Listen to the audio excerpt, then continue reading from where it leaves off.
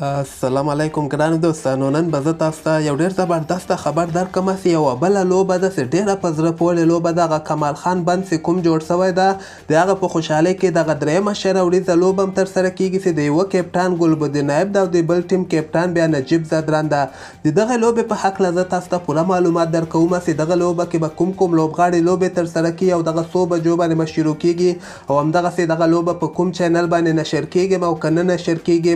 نو ویډیو تر آخره پورې وګورئ، په هر څه به تاسو پوه سئ. نو راځم زه تاسو ته وایم چې دغه درېیمه شعر وړیزه لوبه ترسره کیږي چې یو ټیم نوم ده کمال خان ډیم ډیفینډر او همدغسې د بل ټیم نوم ده کمال خان ډیم بلډرز.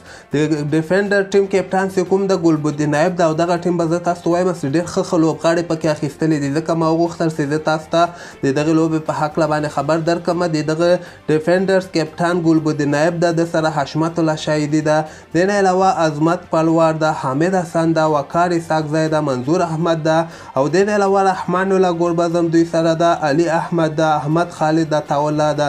یعنې بعضې پکې دغه درې څلور پکې ډېر زبردسته لوبغاړي دي لکه ګلبدین نایب، رحمان الله ګربز، حامد حسن او حشمت الله شاهدي. بعضې ملګري به وایي چې ته ګلبدین نایب دی یعنې تا ته ښه لوبغاړی ښکاري. ګلبدین ما ته د داخل کرکټ د افغانستان د داخل کرکټ صرف ښه لوبغاړی ښکاري، نه د انټرنیشنل لوبو دی ما ته ښه لوبغاړی ښکاري. او دغه بل ټیم به زه تاسو ته وایم چې په دغه کې هم د بعضې ډېر ښه لوبغاړي دي لکه عظمت الله عمرزی، نجیب زدران، وفادار ممند. د دغه دویم ټیم نوم چې کوم ده دغه کمال خان ډیم بلډرز ده چې نجیب زدران کپټان ده، د نه علاوه منیر احمد ده، دستگیر خان ده، ورسره صمد خان ده، فیروز احمد ده، شرف الدین اشرف ده، وفادار ممند ده، حامد یوسفی ده، نجیب سلمان ده، فضل احمد ده، عظمت الله عمرزی ده، نصیب شیرزاده، اعجاز خان ده، نصیب پوپل ده. یعنې دا درې څلور پکې ډېر زبردسته لوبغاړي دي. همدغسې دواړو ټیمونو کې دوه ډېر ښه لوبغاړي دي او ډېره په زړه پورې شعر وړیزه لوبه که خیر دغه ورته په کندهار ولایت کې که خیر دغه زبردسته لوبه ترسره کیږي. او زه به تاسو ته وایم چې دغه لوبه په غرمې ټایم کې د پنجشنبې په ورځ باندې که خیر شروع کیږي او غرمې ټایم کې 1 بجې د افغانستان په وخت باندې یا 1:30 بجه خوا او شا کې به که خیر دغه لوبه شروع سي. خو یو خبر به زه تاسو ته وکړم چې دغه کار ما د افغانستان کرکټ بورډ هم خوښ نه څه، صرف یوه لوبه کومه چې کابل کې نشر کېدله هغه د افغانستان خلکو ته لایو وښودل او دغه بقایا